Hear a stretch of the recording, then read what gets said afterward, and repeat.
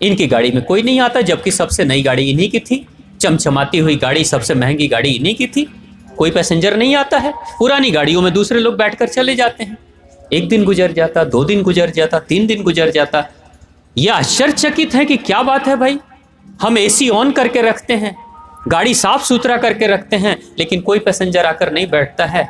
तो एक समझदार इंसान से उन्होंने पूछा, उसकी बगल में पुरानी गाड़ी खड़ी थी, उससे पूछता है कि बताओ भाई क्या बात है कि हमारी गाड़ी में कोई पैसेंजर नहीं बैठता है, तुम्हारी गाड़ी में पैसेंजर बैठकर चले जाते हैं, तुम कमा रहे हो, हमारी आंखों के सामने कमा रहे हो, लेकिन हमारी गाड़ी में कमाई नहीं हो रही है।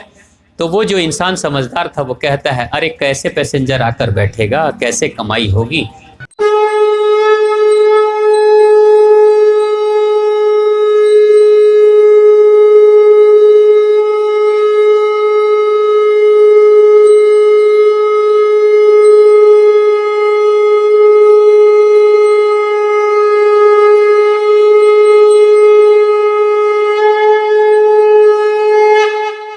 ओम श्री कालिके शुभदेवी सूर्यकूट निवासने रक्षमार्त महामाय विश्वरूपे नमस्तुते। अक्सर मैं देखता हूं इस दुनिया में कि जो बड़े हैं वो जल्दी छोटे नहीं हो पाते, और जो छोटे हैं वो बड़े हो नहीं पाते। उनकी क्षमता नहीं है, उनकी क्षमता नहीं है, ये विवशता है उनकी, वो बड़े हो नहीं सकते। अब छोटा बच्चा बड़ा कैसे हो जाए? छोटा बच्चा बूढ़ों की तरह व्यवहार कैसे करे? नहीं कर सकता। लेकिन एक बूढ़ा इंसान बच्चे की तरह व्यवहार कर सकता है, मां बनकर घुटने पे चलकर उसके साथ खेल सकता है, उसके तोतली आवाज के साथ अपनी तोतली आवाज मिलाकर बोल सकता है। ये बड़ा कार्य कर सकता है, लेकिन छोटा बड़े का कार्य नहीं कर सकता। भगवान के जितने भी अवतार हुए, बड़ी अच्छी बात भगवान हम सभी को कहते हैं, एक मार्गदर्शन है हम सभी के लिए। भगवान कहते हैं मैं अवतार लेता हूं, भगवान कहते हैं मैं अवतार लेता हूं, लेकिन अवतार का मतलब क्या हुआ? इंग्लिश में एक शब्द है डिसेंड होना। डिसेंड का मतलब ऊपर से नीचे की तरफ उतरने को डिसेंडिंग ऑर्डर कहते हैं। यानी कि जब इंसान ऊंचे पद पे रहता है और नीचे उतर जाता है, डिमोशन जिसको कह सकते हैं, प्रमोशन नहीं डिमोशन, उसको डिसेंडिंग कहते हैं, उसी को अवतार कहते हैं। अवतार का मतलब होता है ऊपर से नीचे उतरना, यानी कि जिस पद पे है उस पद से भी नीचे चले जाना, उसको अवतार कहते हैं। भगवान क्या कहते हैं? मैं बड़ा हूं। भगवान विष्णु क्या कहते हैं? मैं तो बड़ा हूं, लेकिन मैं राम के रूप में जब आता हूं तो मैं अपने पद को छोड़कर, ऊपर के पद को छोड़कर नीचे उतर आता हूं, छोटा बन जाता हूं। मैं बड़ा नहीं बना, मैं बड़ा तो हूं, लेकिन श्री राम के रूप में मैं छोटा बनकर आता हूं।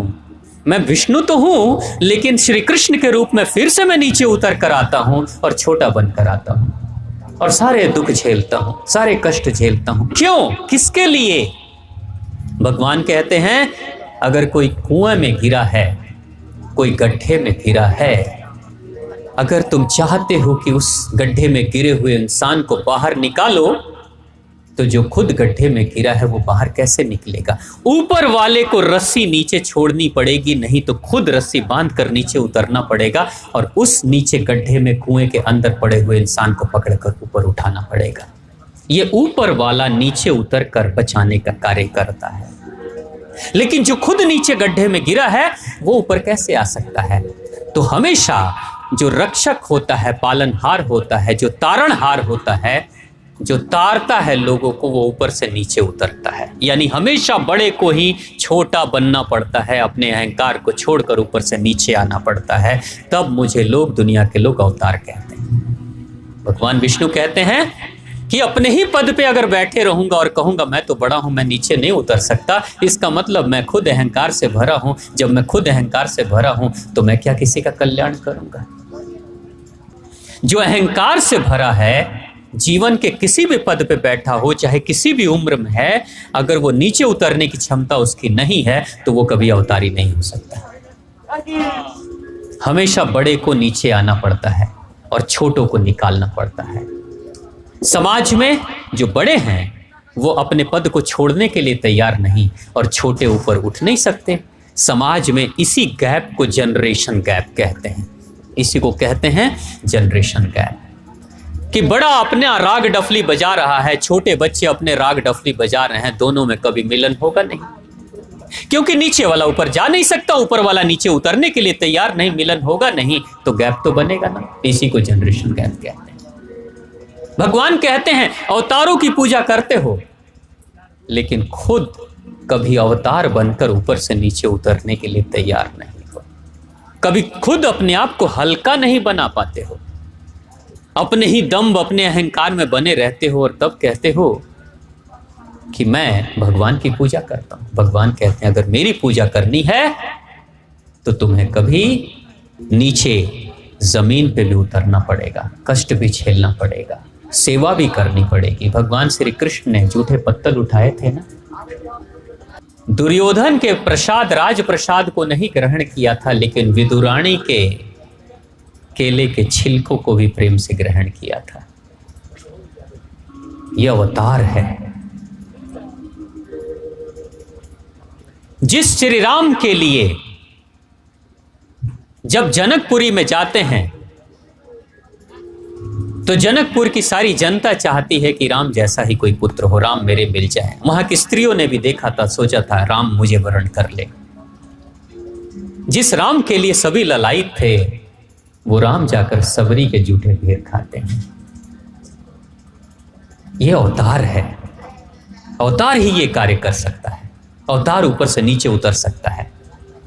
लक्ष्मण जी नहीं खा पाए थे, याद था लक्ष्मण जी को ये जूठे बेर। लक्ष्मण जी भी खा रहे हैं, श्री राम भी खा रहे हैं, लेकिन भगवान श्री राम भाव देख रहे हैं, लक्ष्मण जी तो बेर देख रहे हैं। अवतार ही ये कार्य कर सकता है। अगर जीवन में हम भी चाहते हैं अपनी जिंदगी का कल्याण करें, अवतार बनने की कोशिश करें। बन पाएंगे नहीं बन पाएंगे अलग बात है, कोशिश तो कर सकते हैं। कोशिश करने के लिए उस कोशिश में अगर कोई विघ्न है तो वो विघ्न क्या है? बस एक ही छोटा सा विघ्न है, वो हमारा अहंकार। मेरा मैं है जो मुझे आगे बढ़ने नहीं देता। मेरा मैं है जो मुझे नीचे उतरने नहीं देता। मेरा मैं है जो छोटों से मुझे मिलने नहीं देता है। ये मेरा मैं है। इसलिए कबीरदास जी महाराज कहते हैं जब मैं था तो हरि नहीं, आज हरि हैं मैं नहीं। लोगों ने कहा कि हमने सुना है कि आप बड़े चमत्कार करते हो, जरा चमत्कार करके दिखा दो। कबीरदास जी महाराज कहते हैं चमत्कार मैं नहीं करता, चमत्कार तो वो करता है, लेकिन जब वो करता है तो मैं नहीं रहता, तो मैं कहां करता हूं? करने वाला चमत्कार वो है, वो जब करता है तो चमत्कार हो जाता है, लेकिन जब वो करता है तो मैं नहीं रहता, क्योंकि जब तक रहता हूं तब तक वो आता ही नहीं है। अभी तुम मुझसे कह रहे हो चमत्कार करने के लिए, मैं हूं यहां, अभी कैसे आएगा वो? और जब मैं खो जाऊंगा, जब मैं खत्म हो जाऊंगा, जब वो आ जाएगा तो फिर करेगा कौन? फिर मैं कहां करूंगा? फिर कबीर नहीं करेगा, वो करेगा। यानी सारे चमत्कार करने वाला वही है, मैं तो कुछ हूं ही नहीं। तो कबीर एक मामूली सा इंसान कबीर बन पाते हैं और विश्व के इतिहास में चमकते सितारे की तरह चमक रहे हैं, तो कारण एक है, मैं को छोड़ पाए थे, मैं को गला दिया था, मिटा दिया था, धो डाला था, तब जाकर उसमें से हरि उत्पन्न होता है।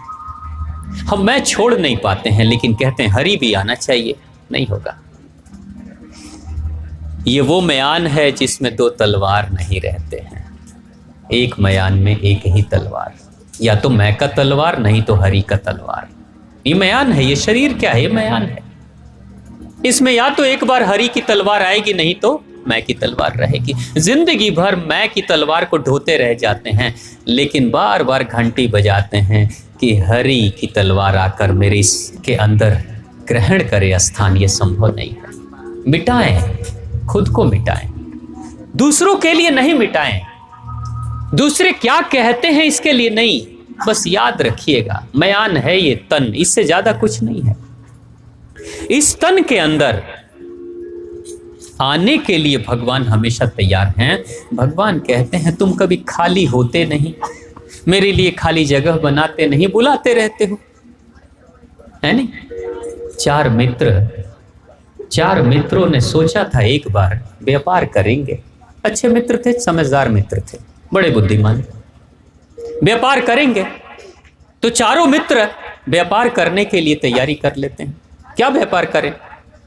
पढ़ाई लिखाई अच्छी थी नहीं, तो चारों ने फैसला किया ऐसा करते हैं, गाड़ी खरीद लेते हैं, कार खरीद लेते हैं और कार को चलाएंगे, एयरपोर्ट पे चलाएंगे। सबसे महंगे पैसेंजर अगर कहीं आते हैं तो हवाई अड्डे पे आते हैं, देश विदेश से आते हैं, वहीं पे चलाएंगे। गाड़ी भी अच्छी रहेगी, महंगा दाम भी मिलेगा, अच्छे पैसेंजर भी मिलेंगे। तो चारों मित्रों ने तैयारी कर ली और नई गाड़ी, चमचमाती हुई नई गाड़ी, लग्जरी गाड़ी वो खरीद लेते हैं और उसके बाद से एयरपोर्ट पे ले जाकर लाइसेंस वगैरह लेकर, पास लेकर और एयरपोर्ट के दरवाजे पे ले जाकर गाड़ी खड़ी कर देते हैं। हवाई जहाज आता है, लोग उतर कर आते हैं, देश विदेश से लोग आते हैं, दूसरी गाड़ियों में बैठते हैं और चले जाते हैं। इनकी गाड़ी में कोई नहीं आता, जबकि सबसे नई गाड़ी इन्हीं की थी, चमचमाती हुई गाड़ी, सबसे महंगी गाड़ी इन्हीं की थी। कोई पैसेंजर नहीं आता है, पुरानी गाड़ियों में दूसरे लोग बैठकर चले जाते हैं। एक दिन गुजर जाता, 2 दिन गुजर जाता, 3 दिन गुजर जाता। यह आश्चर्यचकित है कि क्या बात है भाई, हम एसी ऑन करके रखते हैं, गाड़ी साफ सुथरा करके रखते हैं, लेकिन कोई पैसेंजर आकर नहीं बैठता है। तो एक समझदार इंसान से उन्होंने पूछा, उसकी बगल में पुरानी गाड़ी खड़ी थी, उससे पूछता है कि बताओ भाई क्या बात है कि हमारी गाड़ी में कोई पैसेंजर नहीं बैठता है, तुम्हारी गाड़ी में पैसेंजर बैठकर चले जाते हैं, तुम कमा रहे हो, हमारी आंखों के सामने कमा रहे हो, लेकिन हमारी गाड़ी में कमाई नहीं हो रही है। तो वो जो इंसान समझदार था वो कहता है, अरे कैसे पैसेंजर आकर बैठेगा, कैसे कमाई होगी। जब हवाई जहाज उतरता है तो उस समय पैसेंजर के इंतजार में तुम लोग गाड़ी के चारों सीट पे बैठ के इंतजार करते हो। पैसेंजर आकर देखता है कि गाड़ी तो पहले ही से फुल है, तो दूसरी गाड़ी में बैठ के चला जाता है, और तुम तो पैसेंजर का इंतजार भी सीट पे ही बैठकर करते हो। अब जब सीट फुल है, गाड़ी फुल है, तो कौन सा पैसेंजर आएगा? वो तो जानेगा कि पहले से बुक है गाड़ी। हालत वही है हम सब की, पहले से ही भर रखा है अपने अंदर के पैसेंजर को, मैं के पैसेंजर को बिठा रखा है, और तब बार बार दस्तक दे रहे हैं, हे भगवान आ जाओ, हे भगवान आ जाओ। अरे खाली तो करो जगह को, वो मैं का जो सीट है ना, एक बार हटाओ उस मैं को, सीट खाली हो, तब देखो, तब तो कबीर जैसा भी कोई हरि आएगा, लेकिन मैं नहीं रहेगा तब हरि आएगा, जब मैं आएगा तो हरि नहीं आएगा। यही है जिंदगी की लीला, यही है जिंदगी का सिलसिला। सब कुछ होता है आंखों के सामने, बस देखने की दृष्टि चाहिए। देखेंगे तो सब दिख जाएगा, नहीं देखना चाहेंगे कुछ नहीं दिखेगा, लेकिन सारी घटनाएं इसी दुनिया में घट रही। तो प्रेम से बोलिए मां आद्य भगवती की, भगवान शिव शंभू की जय।